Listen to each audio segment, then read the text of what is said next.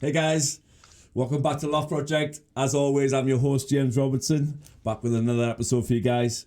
This is a very important episode for me and for my friends and for a lot of people. In fact, we all know that the last 2 years through this pandemic's been a really hard time for everybody, but for many, it's been that extra bit harder. One of the many side effects of this pandemic has seen the general population mental health spiral out of control. And for that reason, it's very important that we talk about this, talk about mental health to have a better understanding and to help dispel the many myths and stigma that surrounds it. So here to talk about that very important topic is a good friend of mine, Miss Carly Richardson. How are you doing, Carly? Welcome. Hello, Johnny Dodger. How are you this evening? I'm very well. I'm very nervous. Don't be. It's just two friends talking, my friend. Welcome to the show. First and foremost, thank you for the invite. You're very welcome, and obviously, thank you for agreeing to talk about this. I realise it's a very, it's a very kind of important thing and very personal thing for you to talk about your battle with mental health. And before we begin, I really appreciate your honesty and your bravery. So I guess where we should start from is mental health itself. I guess, was it 2016 you were actually physically diagnosed with BPD?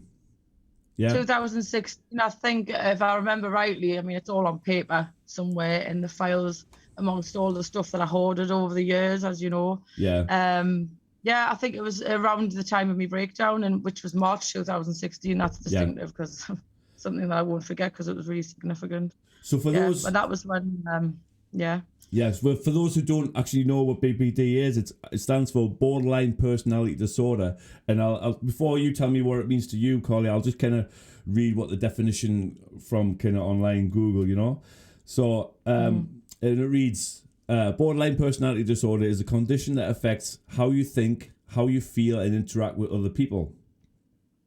It affects how a person feels about themselves and others. BPD is characterized by intense, unstable emotions and relationships, as well as insecurity and self-doubt.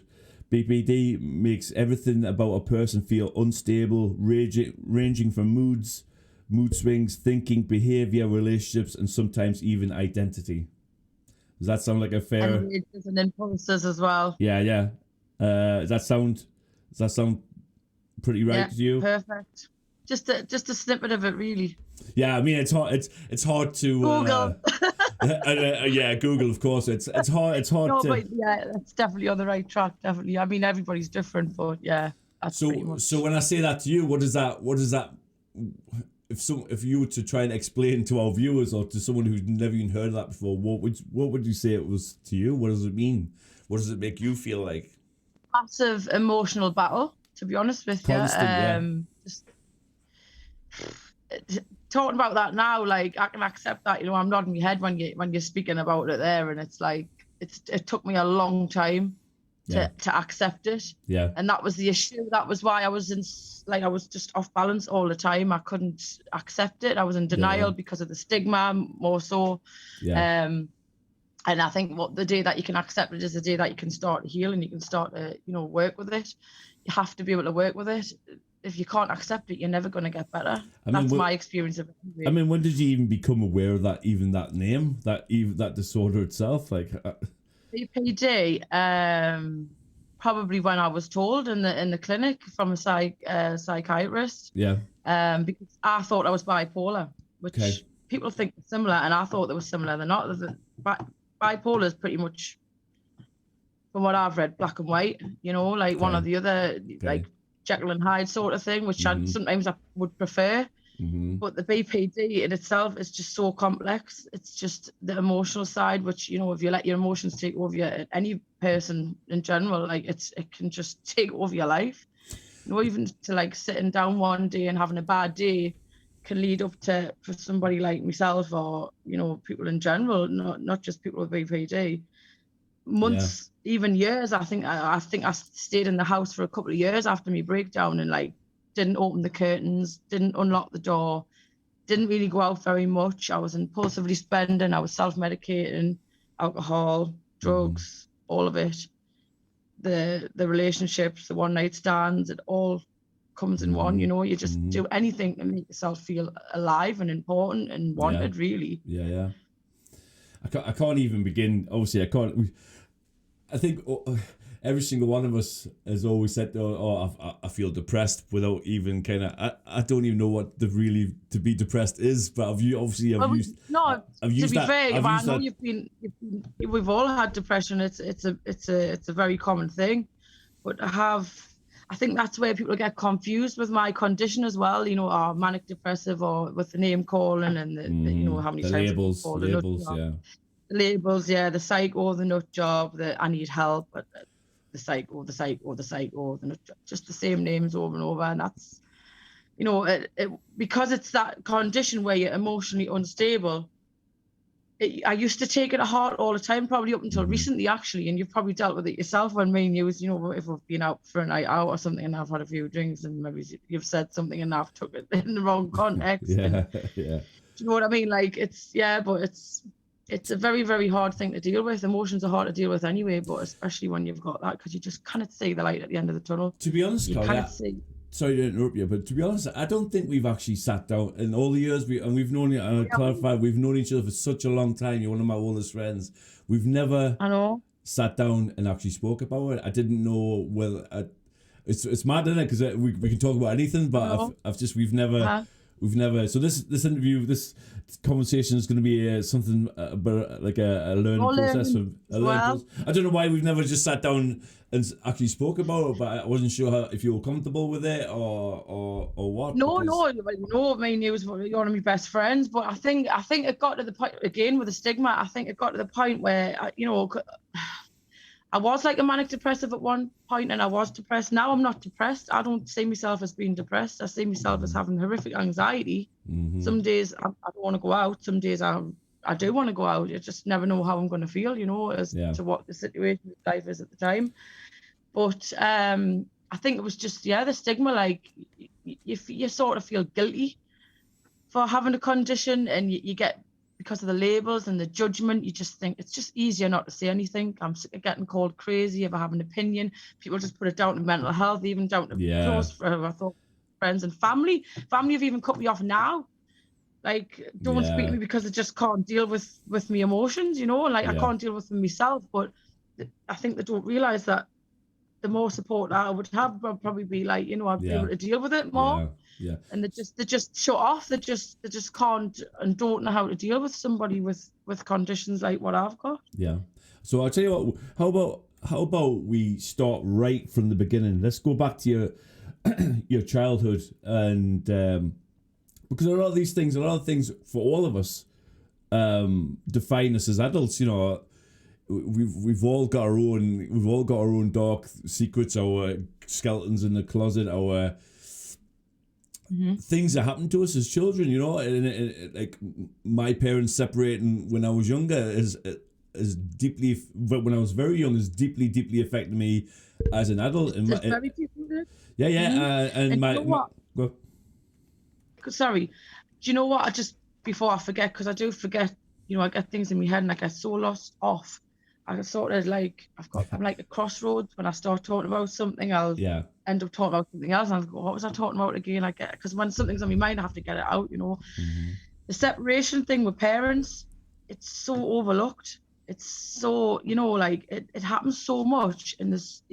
Obviously, time's gone on. Like years ago, when my great grandma, my grandma even, when they got married, they stayed together, and that was the done thing, you know. And the families, that's what families did. But as time's gone on, I don't know if it's just the way the world is or the respect's gone in families in general, but it does have a massive effect on your future.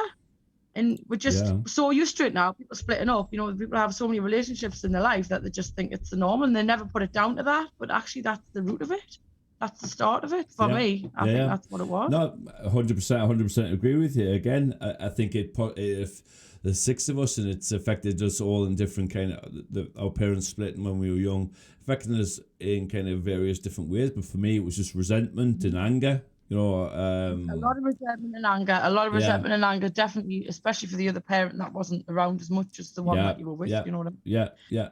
And mean? I don't know if you've done it yourself, but I've spoken to my dad at length about how that made me feel when I was a kid, and we have a better relationship for it now because I laid it all out, kind of thing. I don't know if you've ever, You have to. You have to, if you, otherwise you'll never move forward. yeah, yeah. I mean, had you done that yourself? I've done it myself on more than one occasion with my dad. I heard definitely. Yeah, Obviously, I'll not say too much because he hates anything being out the bubble. You know, he's very yeah, private. But yeah, of course. I mean, stood and cried, and I've ended up having to put the phone down on him because my emotions got the better of us, and everything. mm-hmm. And you know, he's sort of laid things out on the table, and I've laid things out on the table. But again, like, even though I thought that, oh, great, that's it, we're going to have a relationship. I'm in my 30s, we're going to have a relationship. It's still not. Yeah, There's just still no balance there because the mental health is so complex. Sorry, I'm still trying to come to terms with it myself. I still haven't read up on it enough myself. I'm just yeah, going like day by day and thinking, well, what mm-hmm. triggers us? What kind of people should I not be around? Mm-hmm. It's just sort of like getting out of those bad habits from experience, really. I You know, guess I don't really like to do it by textbook because not everybody's the same. yeah, that's It true. is good to read up on it, you know what you're Yeah, dealing with, but at the same time, everybody's unique, and there's never the same BPD or bipolar or any other condition in my eyes. Everybody's got their own way of dealing with stuff as well. So so it's pretty. sorry, keep talking over here. A lot of studies. It's all right. I'll talk over you anyway. A lot of studies, and I'm not sure how much kind of emphasis I put into it, but a lot of studies say that these kind of things are genetic. I believe there's two sides to that. I don't think it's all just genetic, but is that so? Oh, I agree. I totally agree there. I think the only reason that I think it can be hereditary is because on both sides, I've got it on both sides. But then again, is it hereditary? Because then, obviously, you know, we researched the same stuff, and I've got experience, obviously, with my son. Yeah. It's hereditary for a reason. It's hereditary for a reason in my eyes. So I'm just going to dive in here. Go. Even if I'd been born and not been vaccinated by my mother hadn't took me to the doctors and got me vaccinated, she was maybe vaccinated. So it's genes. It's all to do with genes.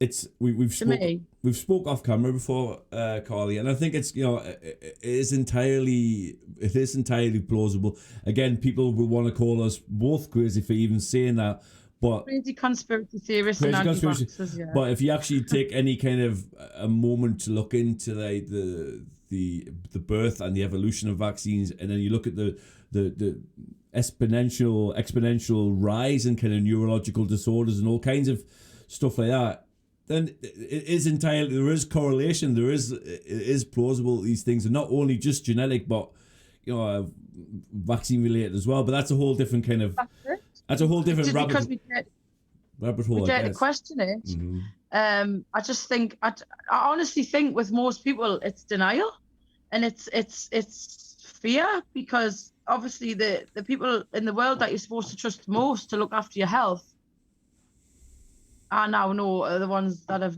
deceived us the most, you know, like a lot of them don't even know it themselves, but yeah, it's going to probably spike a few hairs, that, but it's just how I feel from experience. Like I say, you know me, like yourself, and you were the same. We were pro-vaxxers. Our kids were done. They had all the vaccines, and it's like, it's not just like we turned around one day and said, you know, like we just don't believe in them anymore. It's because we've seen the effects. Yeah, it's I mean, they've weaponized the term anti-vaxxer just to be a ridicule tool to make us same as conspiracy theorists. Yeah, just to discount anything that people say. But, you know, I mean, again, we'll kind of try and stay away from the vaccine thing because we'll try and stay with the mental health. But yeah, we're getting too far ahead. That's just me, you know. No, it's all right. So, as a young kid, you say you've got it on both sides of your family. What was your parents, your mum, or what kind of thing did you witness? Funny, I actually spoke to my mum before and just give her a heads up saying that I was going to do this, and I said, you know, do you mind if I mention things from child? Obviously, I'm not going to go too deep into your personal life, but about your depression and about the time where because like I was saying to you earlier when we were talking, I always just thought she was, you know, she wasn't a bad mum. She tried harder. She did it on her own. She sacrificed a lot. but for like a period of like a couple of 2 to 3 years when I was in my teens. And she did exactly what I've done as well. And I'm not gonna, I'll put my hands up. I'm not ashamed to say it. I'm probably ashamed of what I did, but I'm not ashamed to tell the truth about my past. I partied when my kids were in bed and stuff like that. And, there's times where I remember we woke up and I was bang on the floor, like from upstairs. I can't get to sleep, but my mum's going through a really bad time and she self-medicated for a little while. Mm-hmm. And I said to her before, do you mind if I talk about it? And she said, well, do you know what? I don't mind at all. No, she said, but I actually didn't think I was depressed then. She says, but looking back, I think I actually was. You know what I mean? And I didn't have any support whatsoever. And I said, well, I respect you more now because I've been through the same thing. And it reminded us of then. Mm-hmm. Like I'm doing, like it's like a pattern. So is that giving you a better? Is that giving you a better understanding of like how she was back then, or? Yeah. But I think with me, I've still got a lot of guilt. I mean, I'm trying to work with it and reading that book at the minute, The Power of Now, trying not to let me mind run my emotions. But I still have a lot of guilt for the mistakes I made. Because I look back and think, God, I feel like I've missed out on so much time with a kid, because I wasn't well. I was still a kid in my own mind. Yeah. I never ever got any kind of therapy, nowhere near enough of therapy that I needed in order to be able to even be grown up enough to have kids. And I can admit that now. Yeah. Yeah. I think like we said offline that even as a younger kid you were being prescribed kind of certain drugs. Can you tell us? Oh, I think I was about I only know this because I got my medical records. Because obviously when I had my breakdown, I got my medical records. And I looked back and it's literally got everything on there. And I was like, whoa, I'm tripling when I was 15. So what is that? What is that? What is that? I've heard of it before, but it's just an awful medication in my eyes. Like it's basically classed as an antidepressant, and a painkiller and a sleeping pill in one go. So like a sedative, some kind of sedative. Would that be a right description? So if you take, the doctor, I've always suffered insomnia. I was in a bad car crash when I was 15, and a few people that watch this will know all about it. I was in a bad car crash when I was 15, and it knocked me sick, to be honest. One of the times my dad did rush to me to be by my bedside anyway. And I just wasn't sleeping. I was in a lot of pain, and obviously I had the issues from the separation of my mum and dad and all that. And it just basically said I was anxious, depressed, and give us those because it would help all three: the pain, the anxiety, the depression, and the insomnia. And what age? What age is this at, Carly? 15. Wow. 15. I was a child. I was a child, and I don't think I lasted very long, to be honest. But I mean, I've had them since in the few years after my breakdown, and I've always just haven't lasted 2 minutes with them, and like, nah, I can't bear them. Like they were making us really angry and aggressive the next day, like really ratty, because they hung on us a lot, But basically, they say to you, take them 2 hours before you go to bed, because they take that long to work. But by God, they knock you out. And you get up the next day and you're just a zombie, an absolute zombie. You're just numb. You can't even think. And it's like, I didn't, as much as my thoughts torment me every day, more so in the past, I still like to feel something. I'd rather feel the pain and come to terms with it and accept it than feel nothing and have to just do it later on down the line. Because it basically, to me, and I know I still slip up sometimes now with them, they just mask it for a while, they just prolong it, like they postpone it. Yeah. They postpone the pain, and then when you come off the tablets or you wean off them or whatever, you just think, well, I'm back to square one. What was the whole point in putting myself through all that, being so ill? And being ratty with me kids and violent. I was violent as well when I was taking those, not just because of those tablets. I've had violent tendencies in the past because of my mental health and because of my alcohol and things like that. But my God, they were the worst things in the world to come off. The nightmares and So do you think? Night terrors. I know you probably think. I know you probably think the same as me. Now the modern medicine, they don't actually. It feels to me, and this has been my personal experience with, obviously a totally different thing, but an injury I had to my back, and it seems to me that modern science, modern doctors, hospitals, and GPs, they don't want to deal with the actual problem. They just want to kind of just like give you. Just want to mask. Yeah, they just want to give you drugs. They just want to push as many drugs on you, just to mask a symptom of something, rather than deal with the underlying issue. Because that's what they're told to do. I think a lot of them, that's what they think they have to do in order to. They're taught wrong. You know, I think a lot of doctors and nurses have been deceived, and we can't really point the blame at individuals, because they've been deceived just as much as the people that's taking the bloody medication in the first place. Mm-hmm. But there's always somebody higher up, isn't there? Yeah. All this synthetic rubbish, because it's profitable. 100%. So my next question to you was like, what would be your kind of, obviously you're 15, you're taking these prescribed drugs. So what would be what age are your first kind of recollection of going, actually there is something wrong here, I'm different from other people, I'm feeling a different way, what is this depression? It was really late on, Jamie, to be honest. It was really late on. Excuse me. Considering I'd suffered pretty much all my life, the denial, mm-hmm. because of the stigma, I didn't really come to terms with it until after I had my daughter. Okay. In my early 30s. We should tell people. Obviously, I'm 37 now, so I'm still at the start of my journey, really. Yeah. Which is pretty scary, considering that 2 and a bit years time I'll be 40, and I'm like, whoa, where the hell is all the time gone, and what have I done with it? Just so the viewers know, you've got two lovely kids, haven't you, Cameron and Izzy, right? They're amazing. And the driver's insane, but they're amazing. I'm lucky enough to say that I'm godparent. I'm godparent to Izzy. So yeah, hey Izzy, if you're watching, she'll watch it. Yeah. Yeah. So what age did you say you're at now? What age we at? What age did you just say you were at when you were starting to kind of really admit it to yourself and talk? 31. 31. And you were talking to doctors at this time. Was it manifesting itself as kind of anxiety, insomnia, depression? I'd suffered insomnia for a long time from being really young. I remember exactly what Cameron does now. Actually, he gets up better for college if he gets about 3-4 hours sleep, and it's awful because I want him to get his sleep, and it's better for him, he's healthier, but he just can't seem to do it, and he's in a more stressed mood in the morning when he gets up. So if I just leave him to drift off when he's ready, he gets up in the morning. I remember like my mum kicking off when I was a kid, and I took the door handle off my bedroom so she couldn't get in, right? So like the old-fashioned door handles, it's got the little square in the middle.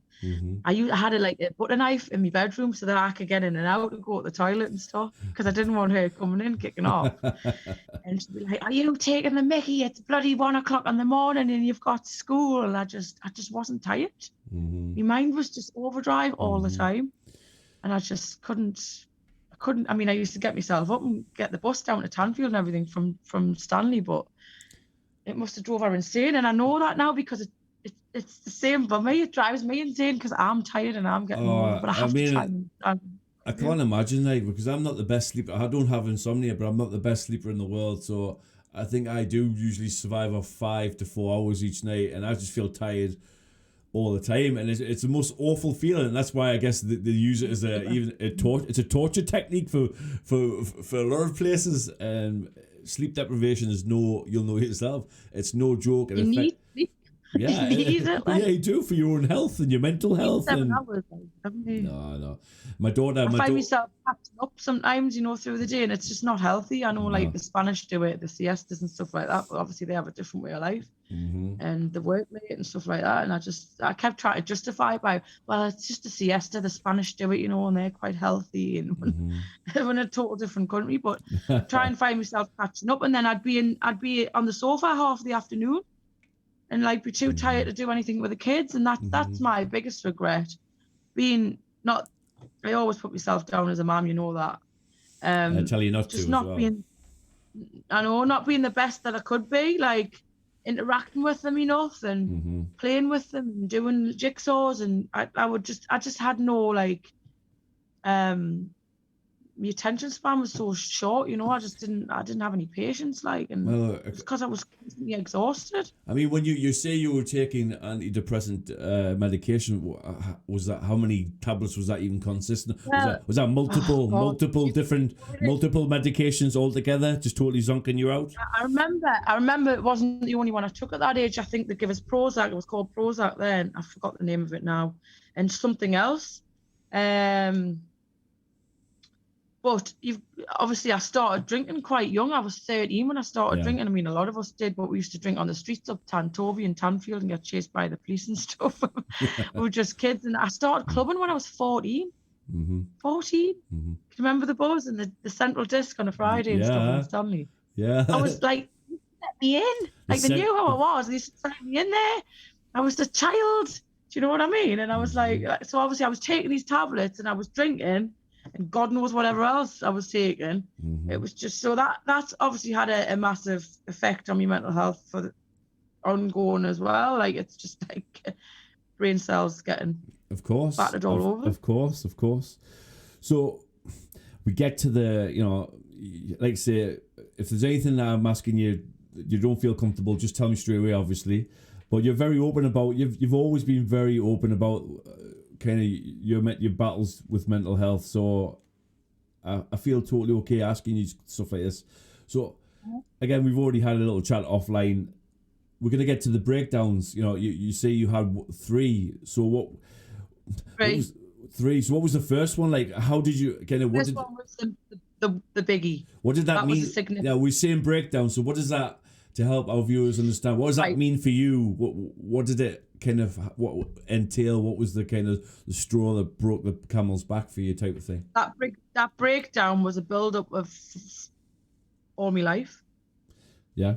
To me, it was massive, and this is what I don't like about when people use the term meltdown, as if it's a breakdown. A meltdown's like what you have in a day or a few hours or maybe it's a week. A breakdown lasts years. It can be like prior and post, like, or all together, like I say it was a year and a half leading up to it. Was the worst was a year and a half. Obviously I had Cameron, it was me and him. I moved away from Stanley, I moved to North Shields, and then obviously I got back with his dad and had her, and then he went away, and I just struggled. Like I said to you earlier, maybe I had a little bit of postnatal as well. I don't know, because it was never diagnosed, and I was always too proud to go and, don't want anyone thinking that I'm not coping as a mother.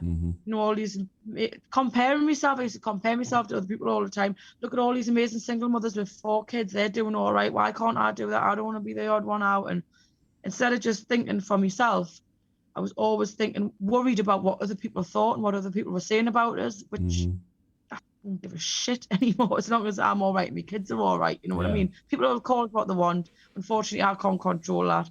Just control the way I react to it. Otherwise, it's just going to make I'm going to make myself more ill. Yeah. But yeah, that was the issue. It was about the society, really. Worried about what people thought of us, that abandonment issue, that neglect issue, that what if nobody speaks to us? What if all stemmed from childhood again. So was that the point where you decided that it was best for the kids to go to the dads? Oh God, well, I was in denial myself for a long time. I didn't want to admit defeat. I didn't want to give them up. Of course. I wanted giving them up. I wanted to do it. I wanted to be the better parent. And because I tried to do it for so long, I ended up making it worse. And obviously, you know, the help out there, it's not consistent. Like, it's like I had like support workers for a little while. You know, they come to help us tidy my house because I got myself in a bit of a rut where I'm like, oh, you know, I don't know where to start. The baby's crying, she's bloody feeding every hour and stuff like that. And it was always short-term help. It was never enough. Mm-hmm. And every time I mentioned it to family, they just used to brush it off and, oh, you know, you're being dramatic or you're being negative. Or I was absolutely dying inside. I was in so much pain. I was like suicidal on many days, and I just had to hold it together for those kids because I loved them more than air itself. Do you know what I mean? Yeah, I just had to be here. And yeah, like, I think I found it really difficult on my own with 2 kids, and I can admit that now. And I'm sure a lot of mothers would agree, even though they don't want to tell the world. But like, for a year, those kids suffered. They would have suffered because I was awful. Like, it was awful. I was on all these medications. Half the time I was sleeping in the afternoon, and the kids were picking up on it because it was rubbing off on them. They were even sleeping in the afternoon, and it come to the point where she was in nursery, he was in primary school in North Shields, and I just went into a massive anxious state, and I locked my doors, I shut my curtains, I wouldn't answer the phone, I wouldn't answer the door, and I kept them off nursery and school for a full week and didn't even let the schools know. And they were aware about my mental health, and they just were worried sick, and they rang the police and got the police to the door. Okay. And I wouldn't let the police in because I thought, oh my God, they're going to take my kids. What am I going to do? I'm going to have to emigrate. And now all these things are going through my head. I thought, if they take my kids, that's me. That's me gone. I'm done. And he shouted through the letterbox. It was just an officer on his own. And he said, Miss Richardson, are you in? Please just come to the door. Nothing bad's going to happen. We just want to know that you're all right. I'm on my own. You know, the schools rang, they're worried. So I went to the door, and I was in my dressing gown and bloody hair in a bit of more of a messy top knot one than it's in now. And I was just like broken. I was absolutely broke. The kids were upstairs asleep on my bed. We'd all slept on the bed, and it was 2 o'clock in the afternoon, for God's sake. They were supposed to be in school. And he said, can I come in? I said, yeah. And he went, are you all right? And I just burst into tears. He went, you're not all right, are you? I went, no, I'm not. I feel like I'm filling up now talking about it. Yeah, Sorry. just take your time. Yeah, so I basically, what had happened before that, I forgot actually, because I block things out sometimes. I'd actually went to seek help from the mental health team, and they just brushed us aside. So I just thought, well, there mustn't be anything wrong with us. I must just, you know, I'm being a drama queen, and that's why I suffered and struggled on my own. So he said, what happened? That was going to be my next question. Do you feel like you've been, sorry, I keep jumping in on you, but do you feel like the authorities have given you support at all?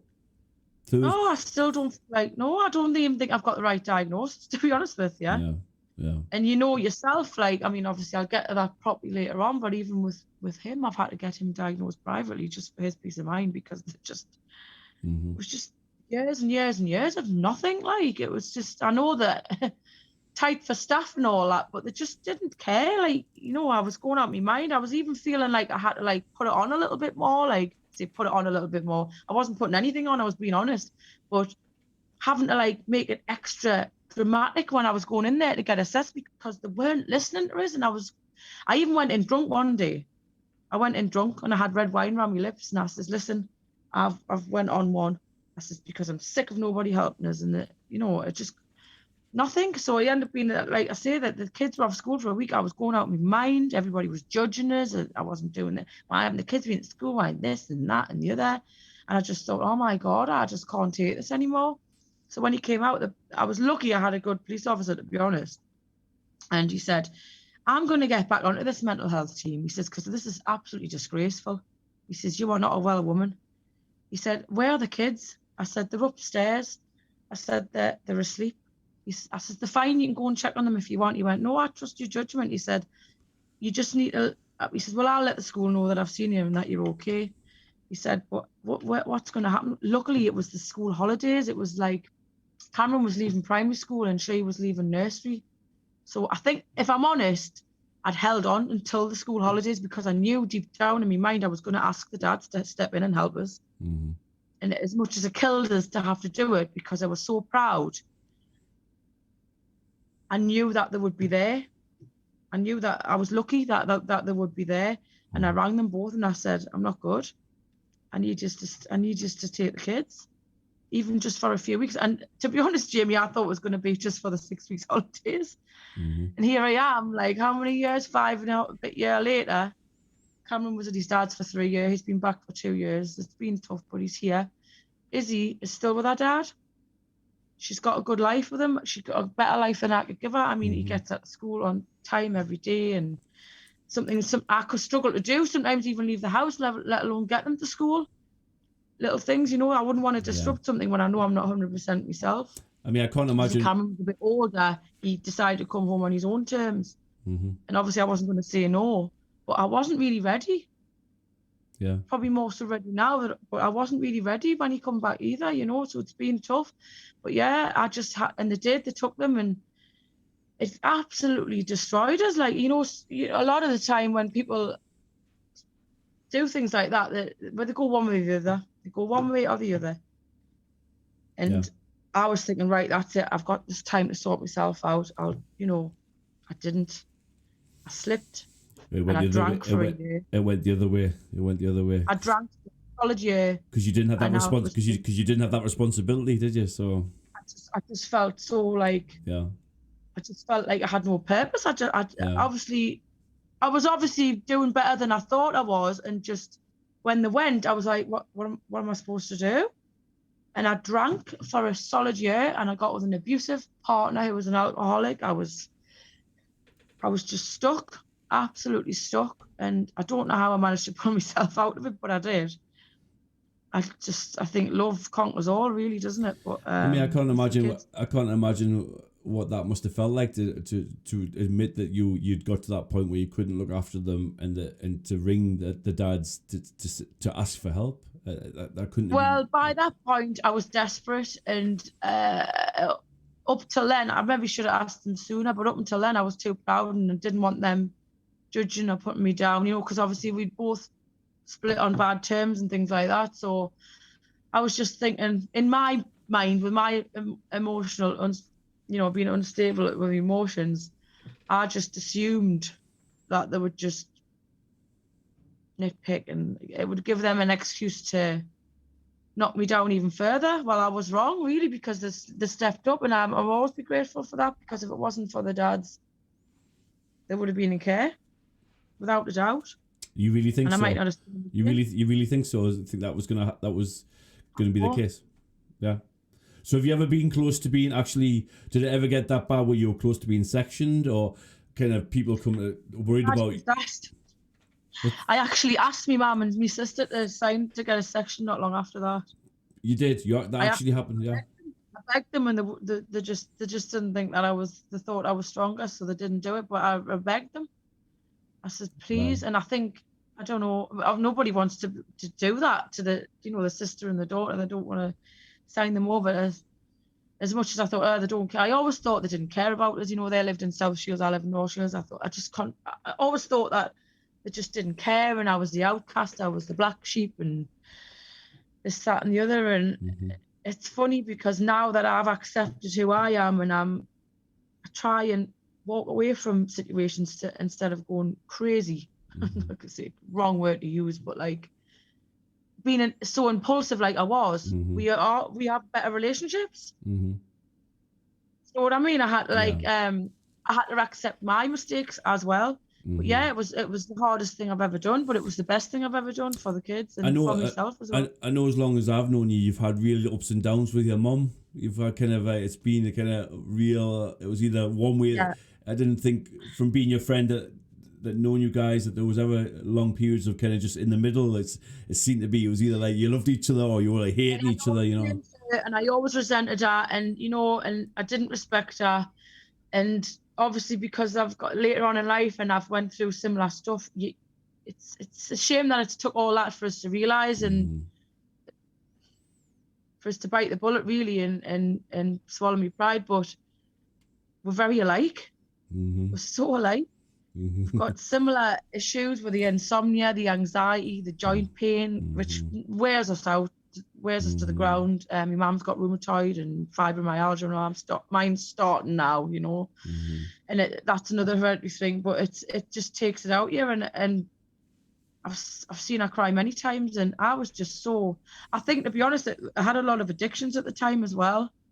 I was self-medicating a lot, recreational drugs. I was sitting taking drugs on my own when I come in from work and stuff on a weekend. And so would you say that had a lot to do? Would you say you've got an addictive personality? Is that very? Yeah. Go on. Saying that, I have got an addictive personality. Yes, I'm especially around influential people. If I'm on my own, like now, I'm having a glass. Well, I've had that for ages. I'm having a glass of wine now. I bought a bottle 3 days ago, and it's been sitting there. I made a roast dinner before, and I had a glass, and I've kept this glass aside just for nerves more than anything. I can do that. So I know that I'm not completely. I'm all right. You know what I mean? Like there's people that have lost their lives. I've lost an uncle to alcohol because he just let it get a hold of him. And as much as I thought it got a hold of us in the past, I always pulled out of it.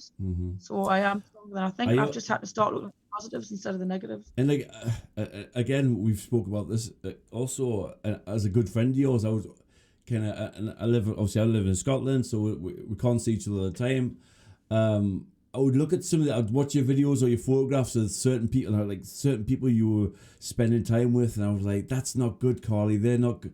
You know, it seemed to me, and again, we have spoken about this, so it's nothing. I'm not throwing something at you. Tell me off bad choices in men as well. Yeah, you just seem to be drawn to these. I wanted these toxic people, these toxic men and women who would just make your whole environment even worse. I just felt like they were like enablers for you. It was like in your dark times, it was just somebody you could go and lock yourself in a house with these people and drink and do whatever. Just escapism, right? Is that what it was for you? Kind of a way from getting away from day-to-day life. Yeah, I used to. A lot of the blame went on my dad, and I cannot blame anybody for how my life pans out. Really, the resentment and anger and hate is a hard thing to overcome when you've got a lot of childhood issues and stuff. But at the end of the day, you're the boss of your life. You're the only one that can make a change, and you're the only one that can make you happy, really. I honestly feel like you can't find happiness, you have to make it.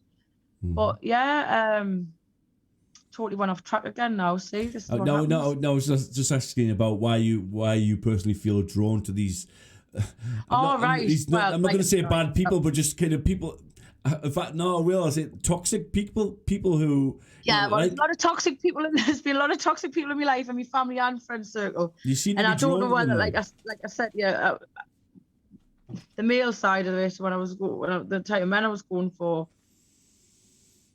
I always thought it was because I was looking for the bad boy type, like what my dad used to be when he was young and stuff like that. But I don't think it's that at all. Actually, I think it's escapism from your own problems and trying to fix somebody else makes me feel worthwhile. And so you're not friends. So you're not thinking about your problems. You're trying to fix these other people's problems, type of thing. Yeah. It would be like the doing everything for them, buying everything for them, breakfast in bed, and being just over the top, and really get attached as well. That's where the word psycho came from, I think, because I just cling to them. Because maybe unconsciously I thought, well, I'm not. Oh, she's frozen.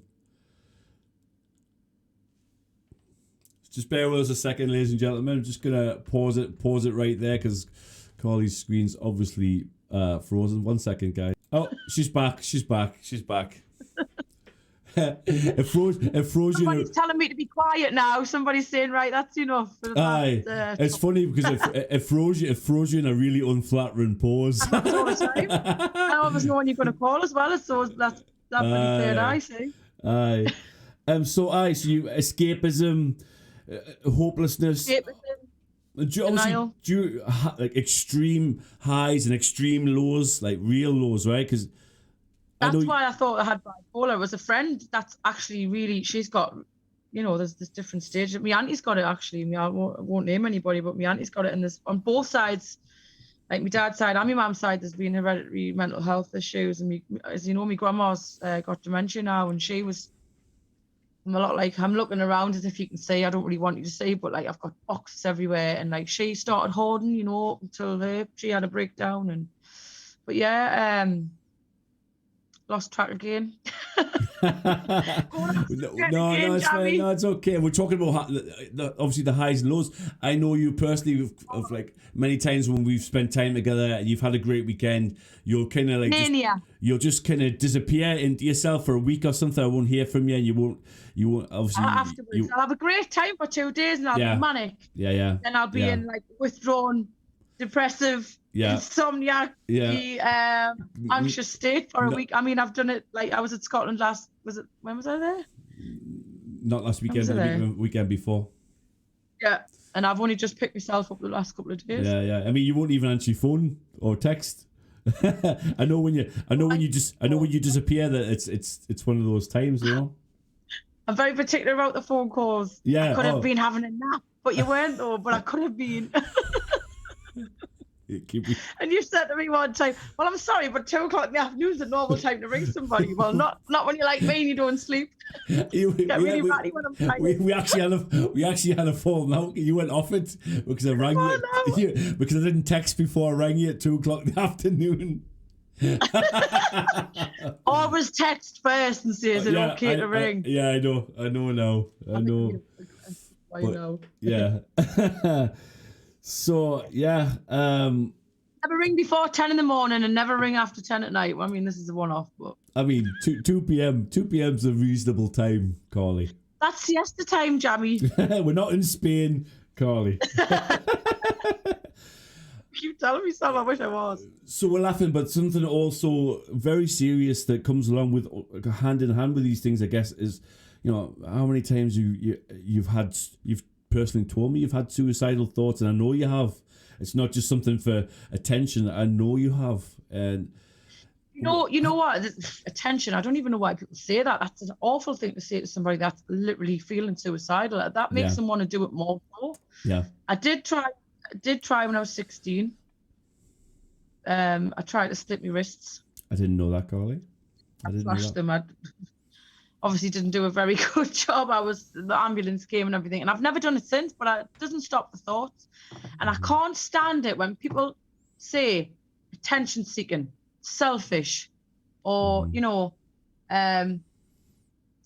was it? Why don't they go and just what I might tell I've heard people even say they want to jump off a cliff, and someone said I'll drive you there. You can't mess about with shit like that. We've both lost friends, a lot of friends in Stanley, especially like to suicide, and and it's just you can't say shit like that to people who you just don't know what's going on in somebody's head. No, you're right. You have to be. No, you you're have right, to have Carly, compassion. You're right. No, you're right. Your head and listen to it. Granted. I think some people are like that because there are people out there who didn't have any intention of doing it, but made a big song and dance on Facebook, or have done it time and time again, like the boy who cried wolf type of thing. And maybe sometimes it is. Maybe people do. I don't know why anybody would do that for attention. I just can't comprehend it in my head. But a lot of the time, it's a cry for help. It's a warning. It's like, listen, I feel like I'm going to kill myself. I'm suicidal, but I don't really want to. So I'm telling you. And then it gets thrown in the face, and they do it anyway. Yeah. And then everybody goes to the funeral, and they're like, "Oh, we loved them," and you weren't there for them. I'm sorry to say it, but I've seen it so many times when everybody wants to be, put on a show, and you haven't got a frigging clue, mate. And I tell you this, I think it was yesterday I told you I felt down and suicidal.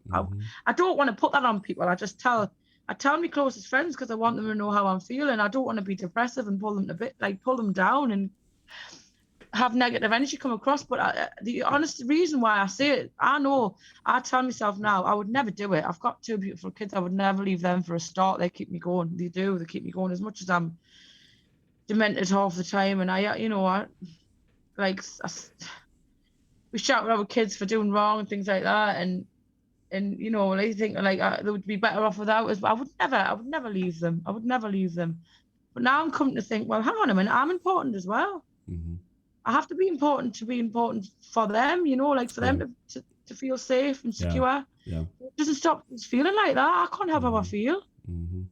I feel suicidal some days, and then, you know, I'm better now. I've trained my brain to snap myself out of it, but I can't help feeling like that. Doesn't mean I'm going to do it. But telling people is actually a step forward, because you're making people aware. You want to worry when someone's silent and they tell you they're suicidal and they don't answer the phone for, not talking about me, by the way, for a week or so, you know what I mean? Well, you want to worry. We've both lost friends who, and we had no idea. We had no idea that they were even unhappy. So it's the ones who are, a lot of times, the ones who are smiling still and kind of keep a false. It's not always the people who put things on Facebook all the time. It's people who you wouldn't even have thought. Person in particular who I know you're thinking of right now, we won't say his name. No. Always that, you know, the life and soul of the party, and just thinking about everybody else all the time, while all the time he was in pain. I was just thinking about. Massive. I was just thinking about him because it was obviously recently his birthday. I've seen a lot of people saying happy birthday to him. Yeah. So, yeah. We were all shocked, right? We were all shocked. So to think that, for me to hear you think that you feel that way, the way he must have felt, that there was nowhere else to go. Well, I think he did the same. I think he probably said it a few times before it happened. You know, from what I heard, I don't know that gospel, but like. People do tend, a lot of the time, people do tend to mention it before it happens, because the crying out, it's a cry out for help, and they don't really nobody wants to do that to themselves, not really. So, you know, speaking out, people say it's okay to talk, all this crap that you see online, and it's okay to talk, and I'm here if you need the messages, they're not really there. Like, it's, again, I'll go back to it, stigma. Yeah. Still far too much stigma. Of course. There's not enough taught about it. I mean, all this crap they're teaching in schools at the minute, it's just totally irrelevant to what's going on right now. They should be teaching about suicide and about mental health a lot more than what. I don't think they're doing any of it in school. I don't know. It's like you say though, we're seeing a lot of this kind of mental health awareness kind of stuff getting flashed on the TV, and celebrities wearing badges about it and stuff like that, but it just seems to look good, man. Yeah, it's all just bloody look good. In my eyes, that's my opinion anyway. It's all to look good. It's all lip service, right? It's all just it doesn't go it doesn't go into any kind of depth. It's all just a show, really. It doesn't. Right now, as I said in the kind of alluded to in the kind of introduction. It's all about the brand, Jamie. Yeah. Yeah. Mental health right now during this pandemic is at an all-time low. But nobody talks about it apart from a few select people like ourselves. Like nobody. It's just that C word. Like it's just all about infection, going on holiday, testing, and the damage. Yeah. Sorry. No, it's okay. Just the damage there, right? Sorry, go. Go on. You go first. It's gonna be shocking for people to watch. Sorry, guys. It's not gonna be. Oh God, have I done that terrible on my first go? We're always like this on the phone anyway, talking over each other. Always talk over the top of each other. It's fine. Just ignore it. It'll get better. But we're gonna see the mental health damage that it's doing to kids, or for generations to come. We're gonna see in years to come. We're gonna see the real damage that this kind of lockdowns and mask wear and social distancing have done to our children and generations to come. We're going to see it, and no one's, I'm not going to say the C word. I'm seeing it now. Yeah. I'm seeing it now, especially with mine. Yeah. Terrible. Like it's because I'm clear-headed in myself. I mean, don't get us wrong. I still have a drink now. Now I'm not as much. I mean, I was in Scotland the other weekend, and that's the first wine I've had. That's good for me. But like, I'm a lot clear-headed in general, and so I can analyze it more, you know, with the kids, and I'm worried sick about them. Like, once I've just been worried about my state of mind, I'm bloody worried sick about my kids, like, and other people's kids as well. My sister's kids, like family, friends' kids. It's not fair, man. They didn't ask for this, man. You know, they didn't want to be born into this kind of world, and that first lockdown was just awful, like awful. I mean, I was stuck in the house for months with them kids, and I could just see it. It was just the decline in the mood, and all he wanted to do was sleep, and she didn't really want to, like, She didn't want to go out, and you know what she's like. She's just a proper outgoing little girl. She was just sitting on her phone and just off. Like, so it's been, to be fair, we know ourselves how hard it's been hard for us adults to deal with the whole lockdown, social distancing thing. Yeah, because we're pack animals. We're supposed to be so much of our mental health and physical health depends on being around people. So, and I definitely, I agree. And I think being adults, because we think, because we've been through a lot of.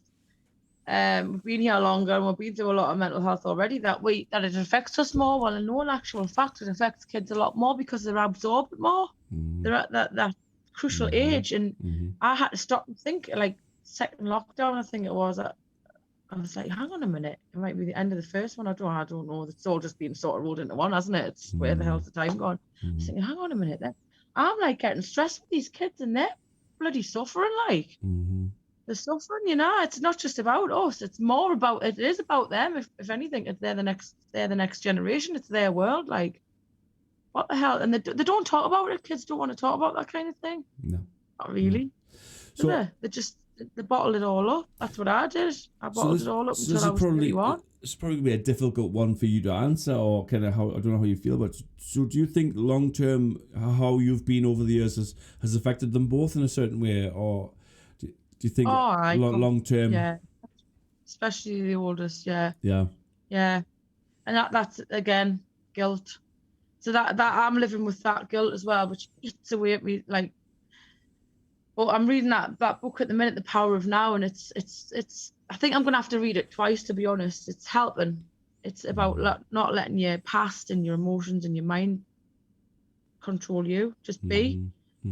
But it's like a demon. It just creeps up every now and again.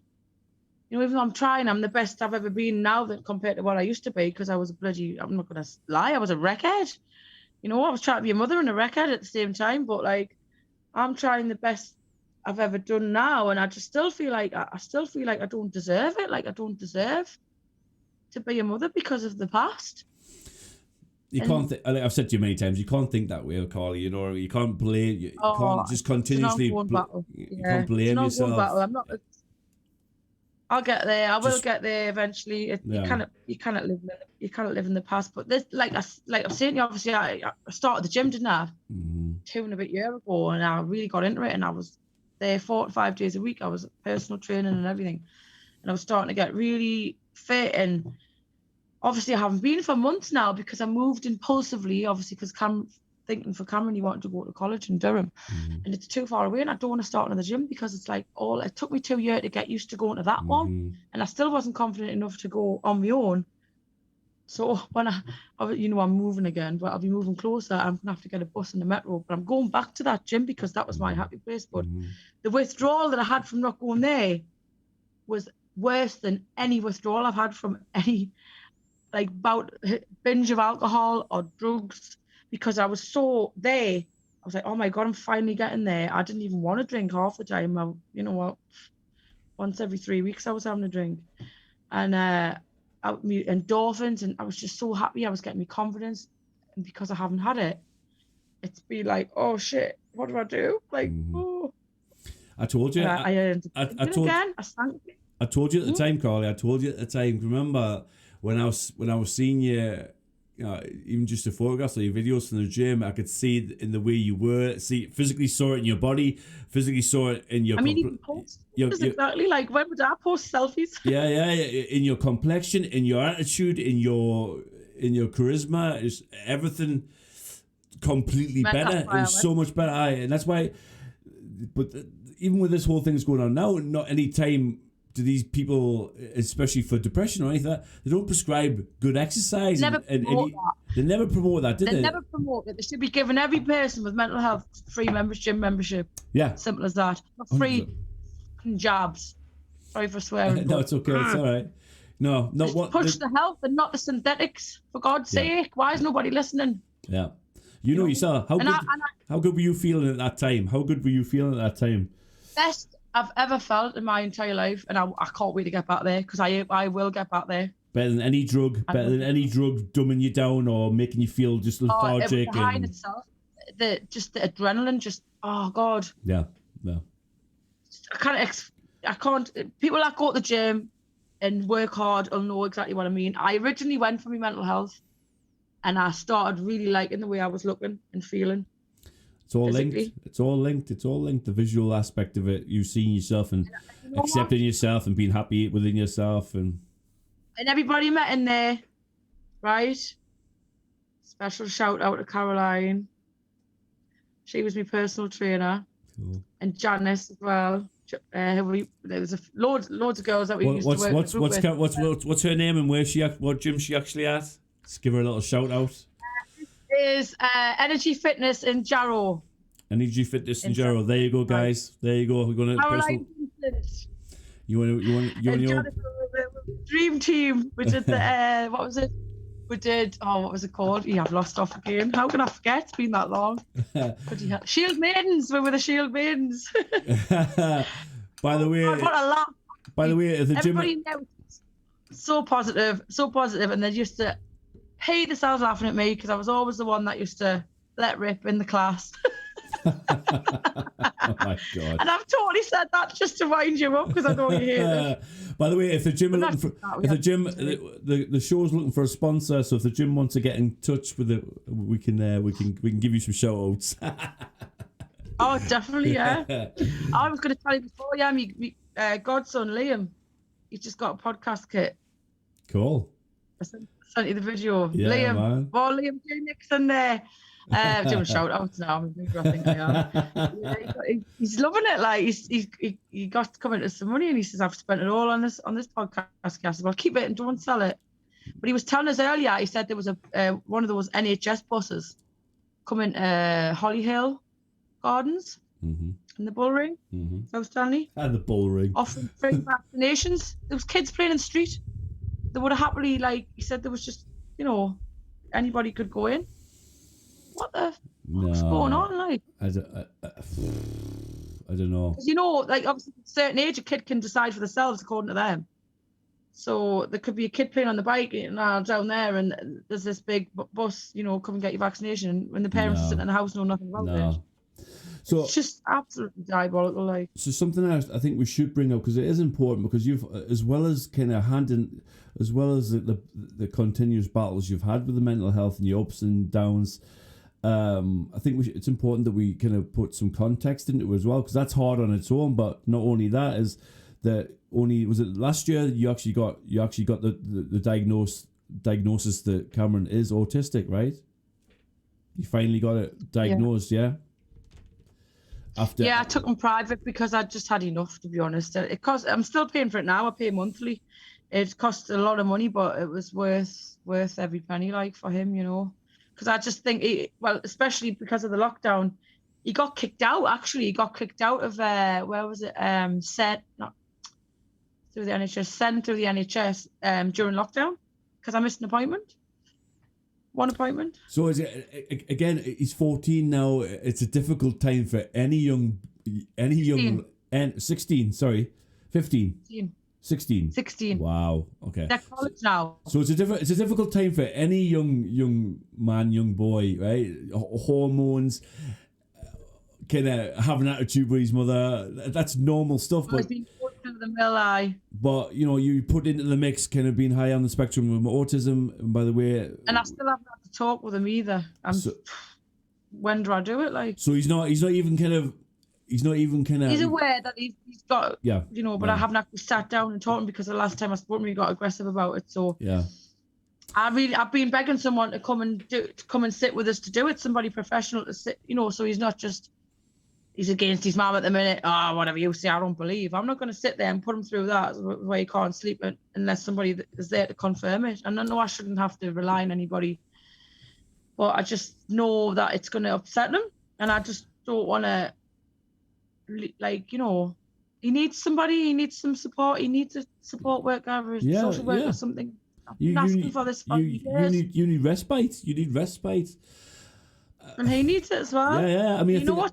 Like, I just thought myself, he needs that before he's 16, and I'm gonna make sure I get it. And I I did. I just think it's mad. I think it's mad that you had to pay to get him diagnosed privately. I just think it's insane that you've not had the support. You've not had the support on that level. Funny enough, you know who advised us?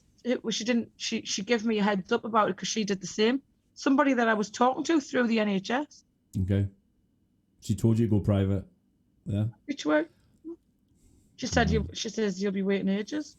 She says, and that's obviously I wouldn't say names, but she said she says I was sick of waiting. Her daughter was 11 when she had a daughter with ASD, and she said she was 11 when she got diagnosed, but she said it took about 6 weeks, and it took about the same for Cameron, 6 to 8 weeks, and it was done. He only went once. I think they did an observation in school, and then I had to do a 2-hour phone call, and they start from when you're pregnant up until the age they are at the time that you get them assessed, and it was just so quick, and it was painless, and it was like, and even with the money, like it's funny because they actually take people from the NHS as well, and they're still a free charity. So when you get diagnosed, they still give you free online support, or if you want to ring them, you can get support that way. Totally lost off again. We're talking about Cameron's diagnosis, and you had the money. Yeah, the money. Sorry. If you're struggling with the payments, there's so laid back about it as well. You know, I was thinking, oh my God, it's not going to be one of them places that's going to, you know, because obviously I had to move house and I've got to move again. Like suddenly, I rang them and I said, I'm struggling a little bit with the payments because it's supposed to be like in the hundreds per month. And I said, is it okay if I pay, you know, just like £100 a month? And they said, that's absolutely fine as long as we know. You know, as long as you keep us up to date and we know that, and they're lovely. And I tell you what, mind you, now the difference when you're getting private, obviously because you're paying for it, that you just feel you get treated better. You get treated a lot better. I've seen how difficult it is for both of you guys, for him to deal with it himself and yourself. Obviously, I'm talking about when we went camping, and we all went camping as a family and friends.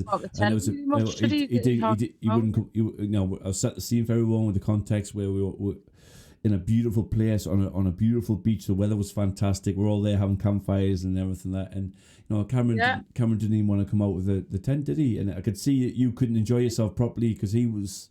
No, I think like you were saying before, he's going through the height of his puberty and stuff like that, and obviously there's a lot going on, and I feel like I've been quite selfish in the fact that I just like twist a lot about how things affect me, because like I feel like he doesn't respect us and things like that, and I know he's got conditions, but you know he's a teenager as well, and he doesn't know right from wrong, and he always just think how it's affecting me, and like he's resents us still for like the breakdown 5 years ago. He's still never really been right with us since. Has he verbalised that? And I always verbalised he just hated us because I was an awful person, and it was like, really, he might resent us because I let him down.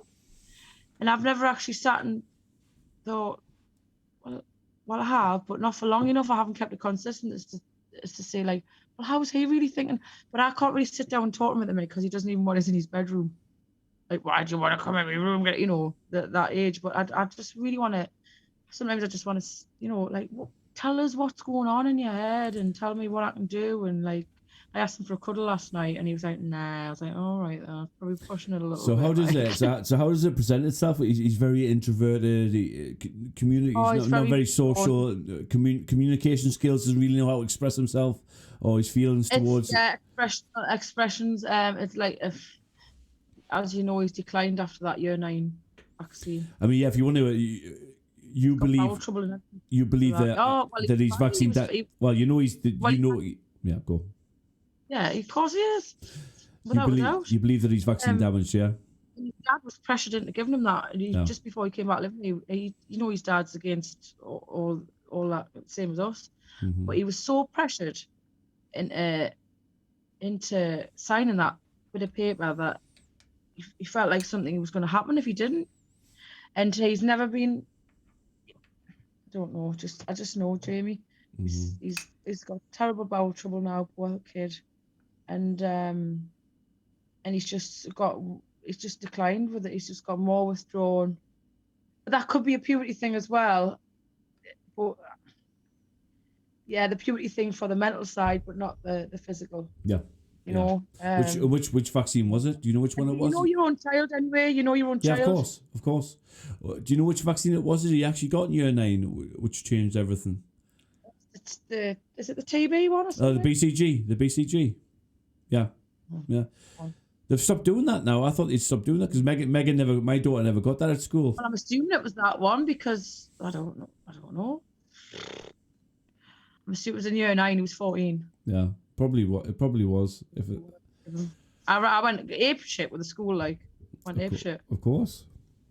Because they should have had both signatures, with us being shared custody. He was actually living with me when he come home with a slip, and I was in shock. Yeah. What's this? I mean, again, so how do you? I know at times it's very difficult between you both. There's a lot going on. Like hell. There's a lot going on. So for him and his kind of at his peak of feeling the way he feels, and then you in a massive low. It's just a lack of communication all the time, and then when there is communication, it's lovely, but it's very short lived, and we just don't have much of a tolerance for each other at the minute. But God, it's heartbreaking, because I know for a fact that if things were.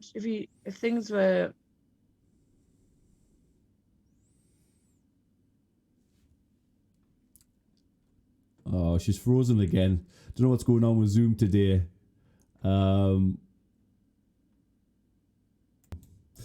about that, guys. Little problem with Zoom there, so we just had to pause it. But we've got our back. Carly's back in the room now, so sorry about my first podcast.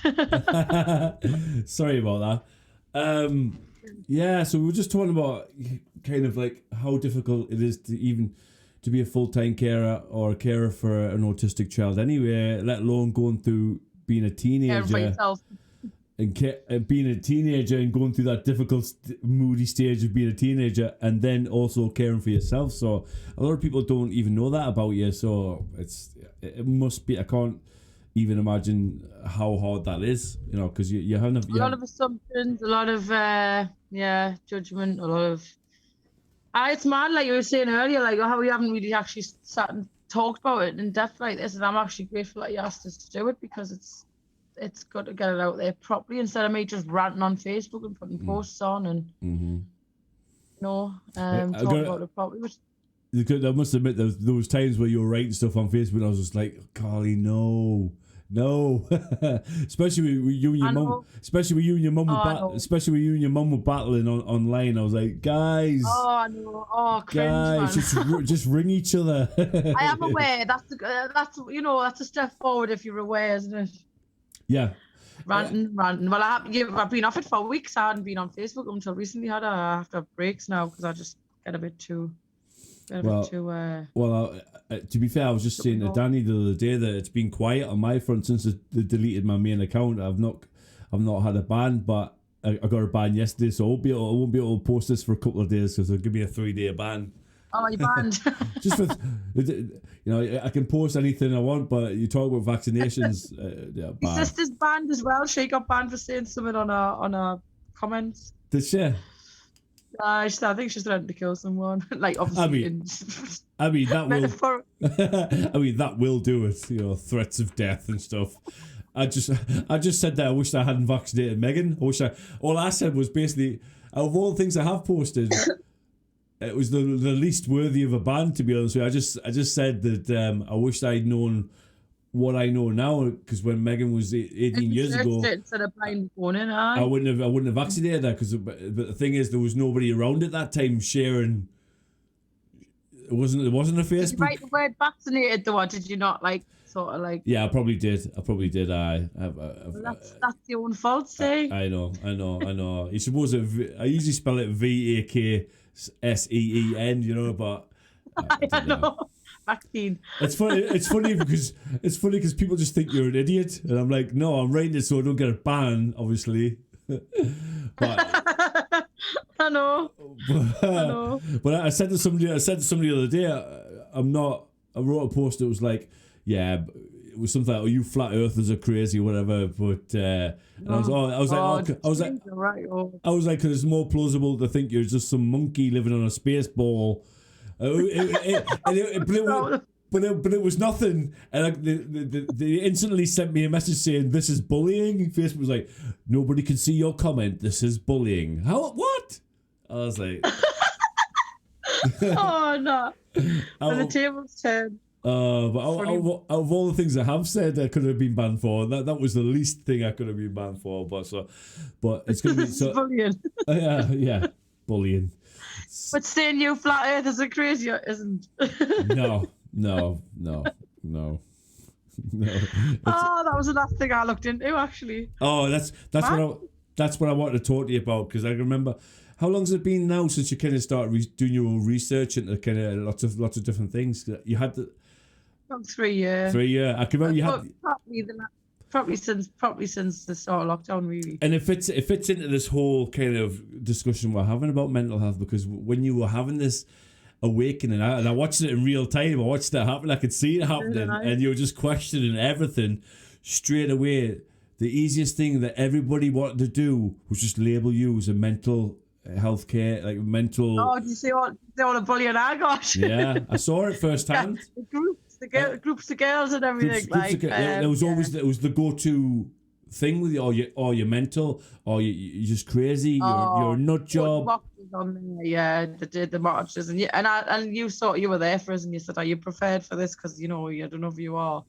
And just asked us, "I'm just gonna have to block them." You were like, "No, just let them weed themselves out," and they did. Eventually, couldn't take any more. They couldn't argue with us, and I just stood my ground, didn't I? I maybe kicked off a couple of times when I shouldn't have, but that's part of the process of the awakening, really. It is. In the beginning, you just want to you just want to share things before you have any kind of real knowledge of them, but you don't. You just share. Where's them. your substance? You share them, and you're getting all this shit back. You've got no way to protect yourself. Where's the substance in this? It was interesting because I knew I went through it, and I could see you, and I would jump in for you, because people used to jump in for me when I was the same thing. So you did a few times, didn't you? Hey, girl. But it was just interesting. Oh, here's Liz, look. Who's that? Come to say hello. Oh, hello. That's me. That's me godsend. Yeah. How important are dogs for mental health as well? Oh my god. How important? Oh god. Any cats and dogs. Like I've had cats and dogs, but specifically dogs, I would say. The antidepressants, I call them. Well, they are. I think in a lot of jobs, in a lot of like fire stations, they've got dogs, or they've got actual. I forgot what the actual name is, to help people with mental health or depression. They've got like specific dogs that go in and to spend time with people and help them get over stuff like that. So she's one of the best dogs I've ever. Well, she's the best dog I've ever had, to be honest with you. She's a Belgian Malinois, and she's just amazing, like. It's good that she's helped with that, eh? I mean, I love both my dogs. I've loved all my dogs that I've had, but look, she's sitting there waiting for something. Like, she's so obedient and intelligent and protective of them. Yeah. I just feel better when I'm around. Like, so the cuddles, like I can't even go to the toilet, and she's like, I pause her like round my neck, and she puts her head there. It's amazing, like. Yeah. So taking into account, obviously, the madness that's going on. We're not going to go into that, but the madness is going on right now, November 2021. What's the future looking like, kind of going forward in your mind? How are you feeling, like right now? What's it look like for me? Yeah. Or for everybody? For you. Camper van, living off grid. Yeah. No, man, but just meant mentally wise, and how are you feeling right now and going forward in the future? I'm all right. I'm actually grateful. I'm not grateful for all this shit what's gone on and how many people's died of suicide and anything else. But, people that's lost treatment of cancer and things like that, obviously. But, like, you have to take a positive from a negative. And I'm grateful for being awakened at the time I needed it the most. Yeah. It's been ill the way you have been, give you a fresh aspect on why people are committing and understanding why a lot of people right now are feeling that way, and how compassion, yeah, definitely. And if you can sorry, if you can try and pull your head above the water, it makes you stronger. It does make you stronger. Don't ever give up. Don't ever give up. God, if I can do it, anybody can do it. Honest to God, I wouldn't want to see anybody else that I know, anybody at all through this lockdown or any time just giving up and taking their own life. It's just not the way at all. Yeah, I think you'll agree with me that the authorities need to concentrate especially the NHS. They need to concentrate less on this nonsense and start looking at the real damage that this pandemic. The WHO's got a lot to answer for as well, and you know what it is. These members of Parliament go on like they bloody have degrees in like the medical doctors. They haven't got a clue what they're talking about, and people are just blindly following them. And like we've said so many times before, if it wasn't on the TV and it wasn't on the news, would you even know there was a virus? You wouldn't know there was a pandemic. You wouldn't if they hadn't made you wear a mask as well. It's the constant kind of reminder. Imagine somebody random that you didn't know and never met in your life coming up to you in the street and saying, "There's a virus, you need to put a mask on." They tell them to piss off. Yeah. What's the difference from some divvy on the telly? And you know what I mean? Like, to be fair, people think that doctors and scientists are infallible, that they're not human beings, that they can't be swayed by agendas and greed and money. And they all are, and they always have. And that's why we see even with mental health and with depression and anxiety, they don't.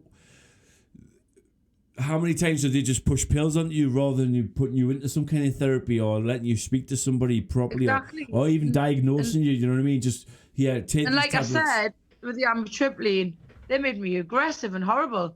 But yet, when I've asked for things that I've known have helped me anxiety, fair enough, they've been pharmaceutical. But when I've known they've helped me anxiety, and I've been all right the next day, they refuse to give me them because of my past addictions, because they're ridiculous. Apparently, like what the hell? Like, hello. Yeah. Amitriptyline's okay though, people. You know, it makes no. It's all right. It makes and no all the sense. other shit that they've given. It makes no sense. But yeah. No, but I'm glad. But you know, this other thing about the masks as well.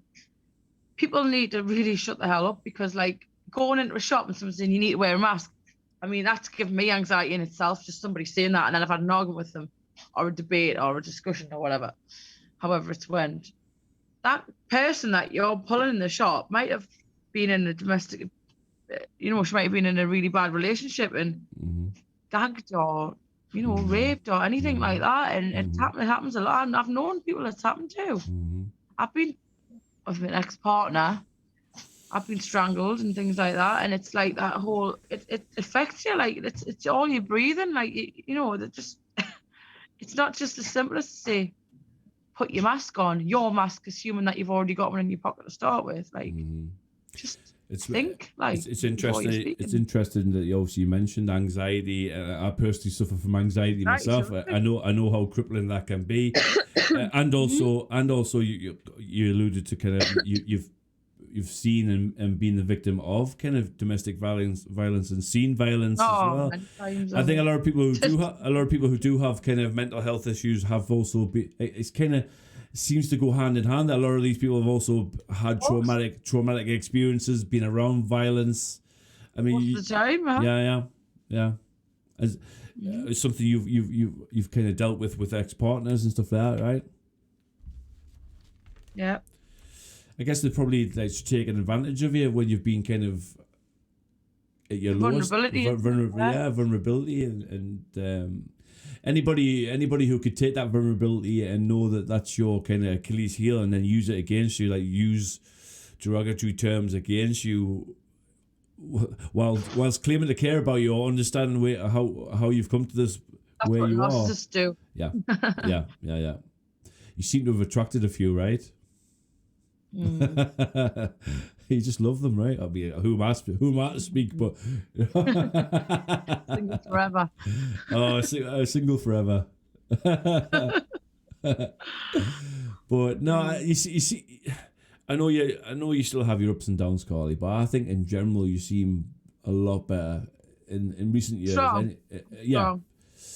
In recent years, you seem a lot stronger than what you were. Obviously, I think it's going to be a part of your life for life. Really, I think you're always gonna have those ups and downs.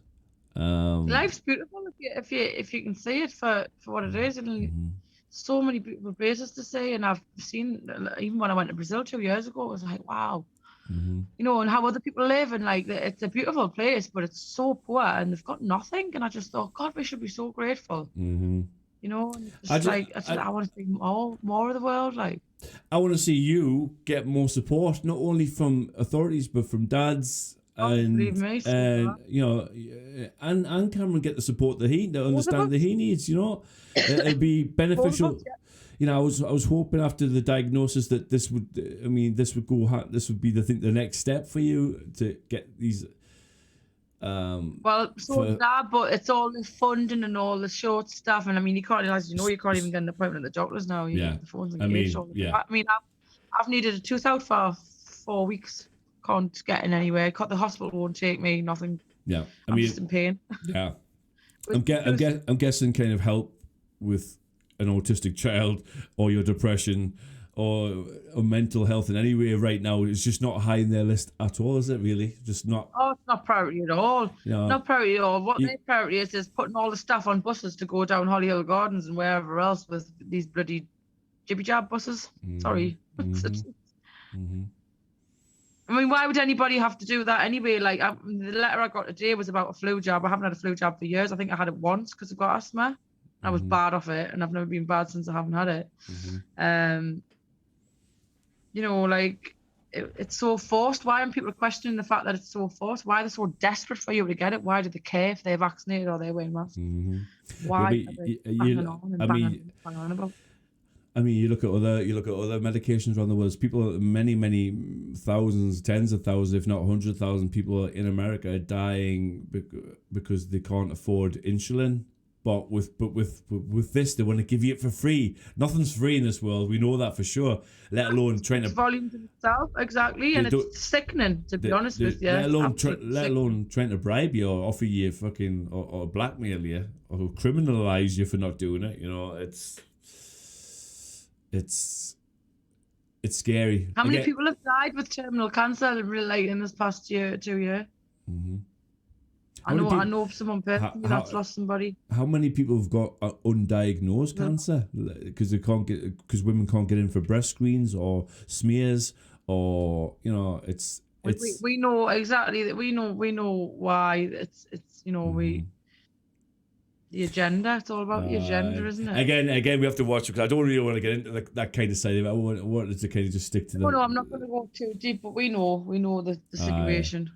But again, but we know that the mass damage that this thing has done for the nation's mental health or the world's mental health. To be fair, because you know we're meant to be around each other. We're not. You know, so much of human interaction isn't even spoken. It's through your expressions, right? Even the social distancing thing, like you say, like massively. Social distancing, not physical distancing, social distancing. That's a mockery in itself.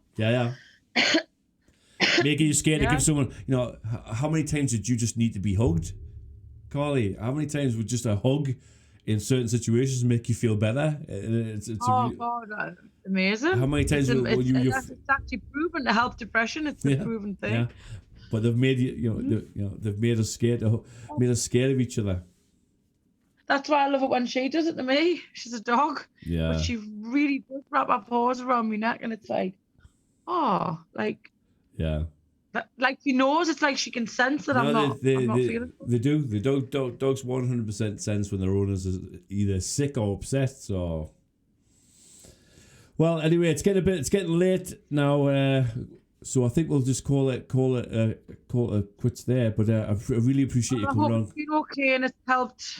In any way I could, I really appreciate you coming on and talking about it, Carly. I know it's not easy, and I really, really appreciate your brutal honesty and your willingness to talk about literally anything. I hope anyone who's watching out there is taking on board what Carly said and that you can take on board that there is help out there. You can feel better and things will get better. So thanks so much, Carly. A lot of the time it's from your friends as well. No, thank you as well. Thanks very much. At the end, but it's like first time, so be kind. First time caller. I mean, I'm still learning as well, so we're not a professional outfit, but Thanks again, and thanks for everybody for watching. And we'll see you all for the next episode of the Loft Project. We'll see you again soon. Bye. Thank you very much. See you later, mate.